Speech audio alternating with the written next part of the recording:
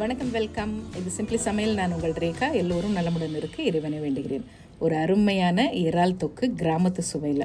தக்காளி விற்கிற விலைக்கு தொக்கா அப்படின்னு நினைக்காதீங்க. இந்த இறால் தொக்குக்கு தக்காளியே தேவையில்லை, ஆனால் டேஸ்ட்டு அட்டகாசமாக இருக்கும். நம்ம சேனலில் புதுசாக பார்க்குறவங்க சேனல் பிடிச்சிருந்ததுன்னா மறக்காமல் சப்ஸ்கிரைப் பண்ணிக்கோங்க. பெல் ஐக்கான் கிளிக் பண்ணிவிடுங்க. ஆல் பட்டனும் ப்ரெஸ் பண்ண மறந்துடாதீங்க. வாங்க இப்போ நம்ம கிச்சன் போய் எப்படி செய்யலான்னு பார்க்கலாம். நல்ல சுத்தமான 1 கிலோ இறால் நல்லா சுத்தம் பண்ணோம்னா அது ஒரு 800 கிராம் இருக்கும். ஸோ அதுக்கு தேவையான பொருள் என்னென்னலாம் பார்க்கலாம். நல்ல மண் சட்டியில் செஞ்சிங்கன்னா டேஸ்ட் இன்னும் அருமையாக இருக்கும். 3 டேபிள் ஸ்பூன் எண்ணெய் ஊற்றிக்கோங்க. ஒரு 15 பல் பூண்டு நல்லா பொடியாக நறுக்கிக்கோங்க. 2 பச்சை மிளகா பொடியாக நறுக்கிக்கோங்க. கொஞ்சம் கருவேப்பிலை. இதில் வேறு தாளிப்புக்கெல்லாம் நம்ம எதுவுமே சேர்க்க வேண்டாம். இது நல்லா கொஞ்சம் வதங்கட்டும். இந்த எண்ணெயில் பூண்டு பச்சை மிளகாவும் எண்ணெயில் வதங்கும் போது அது ஒரு தனி மணம். அதுக்கப்புறம் வெங்காயம் இல்லை பெரிய வெங்காயமாக இருக்கிறதுனால ஒரு 3 வெங்காயம் மட்டும் சேர்க்குறேன். நல்லா பொடியாக கட் பண்ணி சேர்த்துக்குங்க. இது சின்ன வெங்காயத்தில் செஞ்சால் இன்னும் டபுள் த டேஸ்ட்டு. நம்ம பெரிய வெங்காயமே போட்டுக்கலாம், இல்லை பாதி பெரிய வெங்காயம் பாதி சின்ன வெங்காயம் அப்படி கூட போட்டுக்கலாம், உங்கள் விருப்பம். ஸோ வெங்காயமும் நல்லா சுருண்டு வதங்கி வரணும். அப்போ தான் இந்த தொக்கு நல்லா அப்படியே எண்ணெய் பிரிஞ்சு பார்க்கவும் பிரமாதமாக இருக்கும், டேஸ்ட்டும் அட்டகாசமாக இருக்கும். ஸோ இது நல்லா வதங்கிறதுக்கு நம்ம இப்போவே ஒரு 1/2 டீஸ்பூன் உப்பு சேர்த்துக்கலாம். உப்பு சேர்த்து வதக்கினோம்னா சீக்கிரமாக வதங்கி வந்துடும். நல்லா சுருண்டு வதங்கி வரட்டும். ஸோ பக்கத்துலேயே நமக்கு மீன் குழம்பு ரெடி ஆயிடுச்சு. இப்போ தான் அதை ஆஃப் பண்ணிவிட்டு இந்த இறால் தொக்கு செஞ்சிட்ருக்கேன். இப்போ நல்லா வதங்கி வந்தோடனே பாருங்கள், இந்த அளவுக்கு நல்லா ப்ரௌனாக சுருண்டு வதங்கி வந்திருக்கு. இப்போ இதில் 1 டீஸ்பூன் இஞ்சி பூண்டு விழுது சேர்த்து நல்லா வதக்கிடலாம். அதுக்கப்புறமா நம்ம மசாலாஸ் தேவையான மசாலா போட்டுக்கலாம்.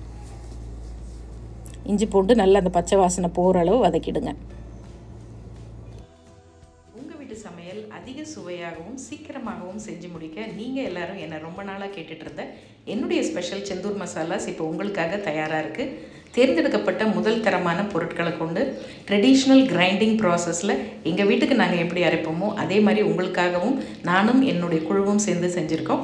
அதோட டீட்டெயில்ஸ் எல்லாம் டிஸ்கிரிப்ஷன் பாக்ஸில் கொடுத்துருக்கேன். இப்போ 1/4 டீஸ்பூன் செந்தூர் மஞ்சத்தூள் சேர்க்குறேன். 1 டீஸ்பூன் செந்தூர் தனி மிளகாய் தூள் அதையும் சேர்த்து இந்த வெங்காயத்தோடு வதக்கிடலாம். இப்போ தூளெல்லாம் சேர்க்கும் போது தீயை எப்பயுமே கொஞ்சம் மிதமாக வச்சுக்குங்க. ஸோ 25 வகையான மசாலாஸ் உங்களுடைய சமையலை சுவையாகவும் சீக்கிரமாகவும் செஞ்சு முடிக்க நம்மக்கிட்ட ரெடியாக இருக்குது. வேணுங்கிறவங்க இந்த நம்பரில் வாட்ஸ்அப்பில் ஆர்டர் போடலாம், கால் பண்ணியும் பண்ணலாம். நம்மளுடைய செந்தூர் மசாலா ஆப்லேயும் நீங்கள் ஆர்டர் ப்ளேஸ் பண்ணலாம்.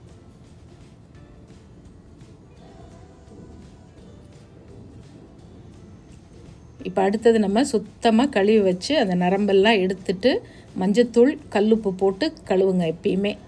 அதே நல்லா கழுவிட்டு சுத்தமாக தண்ணி இல்லாமல் வடித்து நம்ம இறாலை உள்ளே சேர்த்துடலாம்.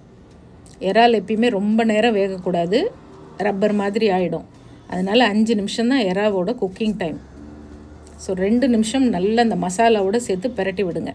இப்போ பிரட்டி விட்டோன்னே 1 டீஸ்பூன் செந்தூர் கறி மசாலா சேர்க்குறேன். அதையும் சேர்த்து நல்லா கலந்து விடுங்க.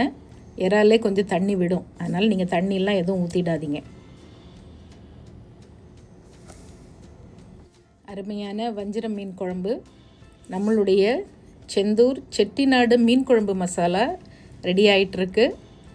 நீங்கள் அடுத்த வாரத்துலேருந்து இந்த மீன் குழம்பு மசாலாவும் வாங்கி நீங்கள் ட்ரை பண்ணலாம். அது குழம்பு செஞ்சு பாருங்கள், பார்க்கவும் அருமையாக இருக்கும், டேஸ்ட்டும் அவ்வளோ சூப்பராக இருக்கும். ஸோ இப்போ எல்லாம் நல்லா வதங்கி வந்துருச்சு. மிதமான தீயில் ஒரு 2 நிமிஷம் மட்டும் மூடி வைக்கலாம்.